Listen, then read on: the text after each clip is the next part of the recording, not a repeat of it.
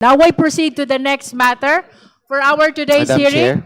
That Madam is Chair. the action. Is it about the letter?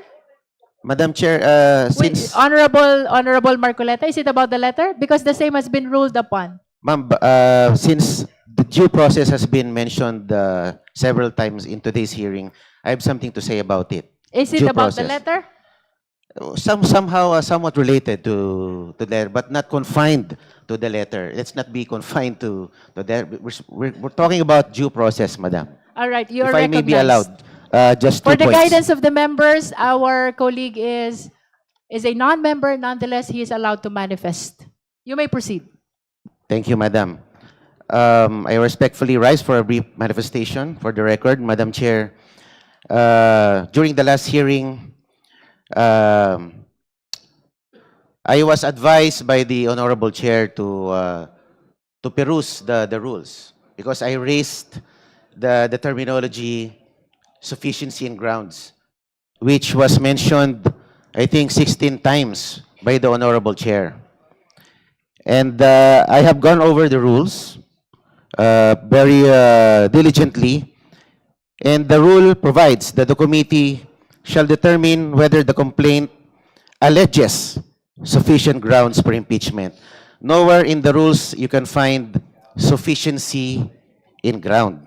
Ang aking pong opinion, Madam Chair, pag binago po natin o we alter the terminology, it will reap a different meaning or a different consequence. When we say we're just determining alleged sufficient grounds, we are just testing the allegations. Pag sinabi nating sufficiency in grounds, we seem to be weighing the evidence. So I just implore the wisdom of the Madam Chair to stick to the precise wording as stated in the rules. That's my number one point, ma'am. And You have other manifestations? yes, ma'am. You may proceed. Number two, Madam, I have questions as to how the process of determining alleged sufficient grounds was achieved during the last hearing. How did we arrive at the determination? Because as far as I can recall, the Honorable Rufus Rodriguez suggested that we deliberate on the grounds, ground by ground. Because the complaints are nothing without the valid grounds from which its own merit should be anchored. So I agree with the view of the Honorable Rodriguez that we should have deliberated the two complaints ground by ground in order to arrive at a more judicious determination. And ang narinig ko lang po during the last hearing are perfunctory recital of allegations by the endorsers.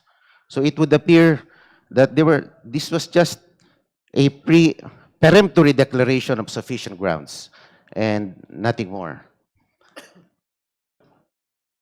Yun lang po. Ang aking pong pakiwari, we should be not abbreviating due process because the ruling on Duterte versus House of Representatives stated that due process and the constitutional limitations should always be present at every stage of the impeachment process. That's all, Madam Chair. The committee notes all the manifestation of the Honorable Marcoleta. Now we proceed to our pending motions and or requests before the Justice Committee. The Honorable Joel Chua is recognized. Thank you, Madam Chair.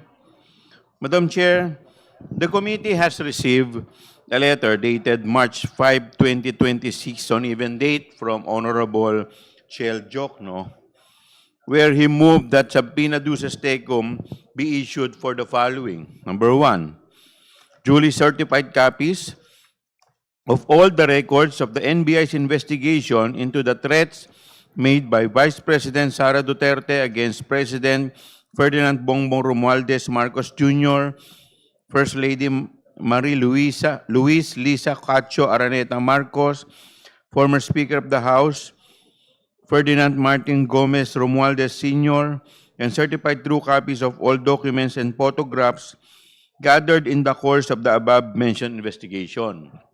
And number two, duly certified true copies of the Statement of Assets and Liabilities and Net Worth of Vice President Sara Zimmerman Duterte for the years 2022 to 2025 inclusive, 2007 to 2013 inclusive, and 2016 to 2022 inclusive.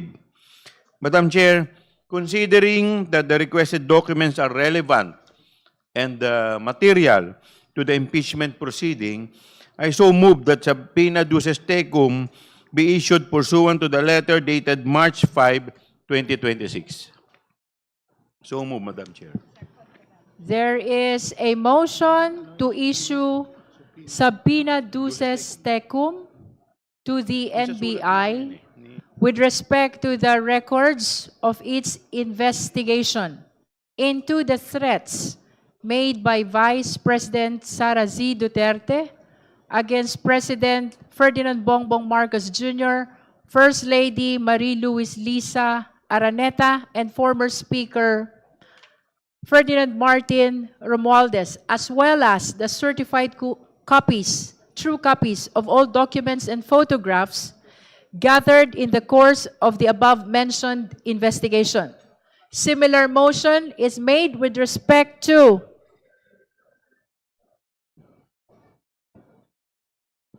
the certified true copies of the Statement of Assets and Liabilities and Net Worth, that is SALN, of Vice President Sara Zimmerman Duterte for the year 2022 to 2025 inclusive, 2007 to 2013 inclusive, and 2016 to 2022 inclusive.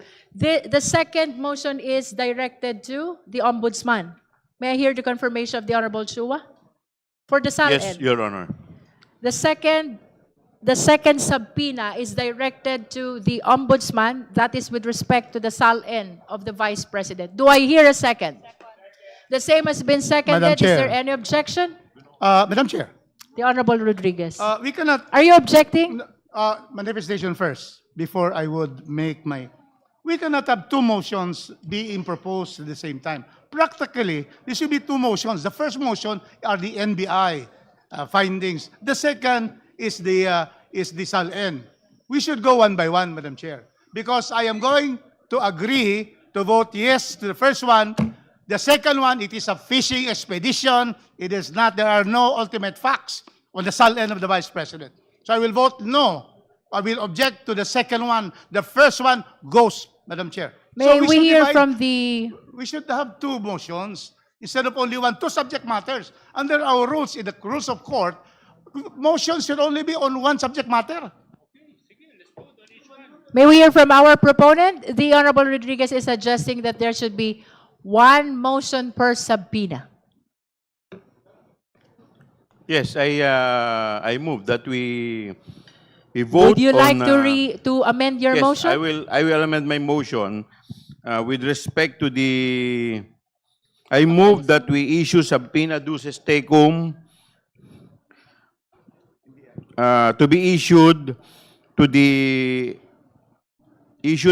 for the duly certified copies of all the records of the NBI's investigation into the threat made by the Vice President Sara Duterte against President Ferdinand Bongbong Marcos, and certified true copies of all documents and photographs gathered in the course of the above-mentioned investigation. And so move, Madam Chair. There is a motion to issue a subpoena to the National Bureau of Investigation with respect to the records of investigation of threats made by the Vice President, to the President, to First Lady, and to the former Speaker. Do I hear a second? The same has been seconded. Is there any objection? Hearing none, the motion is approved. The committee secretary is directed to issue the necessary subpoena. The Honorable Chua? Madam Chair, with respect to the second subpoena, I move that we issue subpoena duces tecum to the Office of the Ombudsman for the issuance of the duly certified true copies of the Statement of Assets and Liabilities and Net Worths of the Vice President Sara Zimmerman Duterte for the years 2022 to 2025 inclusive, 2007 to 2013 inclusive, and 2016 to 2022 inclusive. So move, Madam Chair.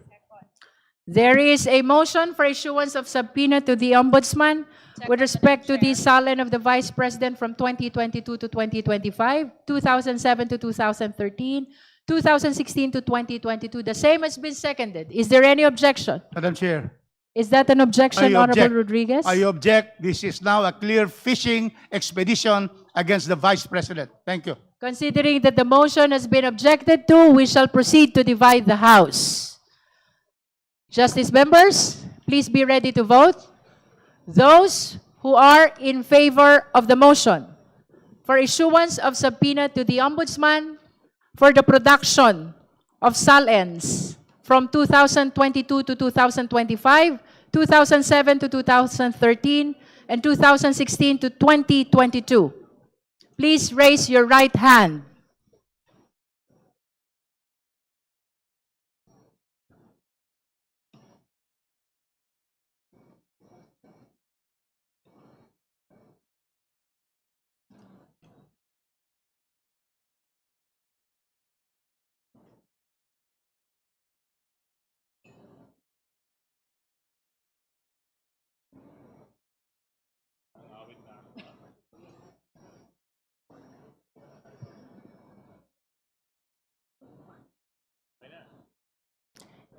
You may now put down your hands.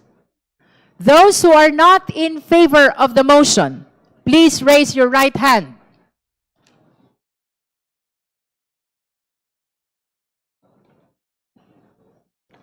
You may put down your hand, Honorable Rodriguez. Those who abstain, please raise your right hand. That concludes the voting. Secretariat, the result, please.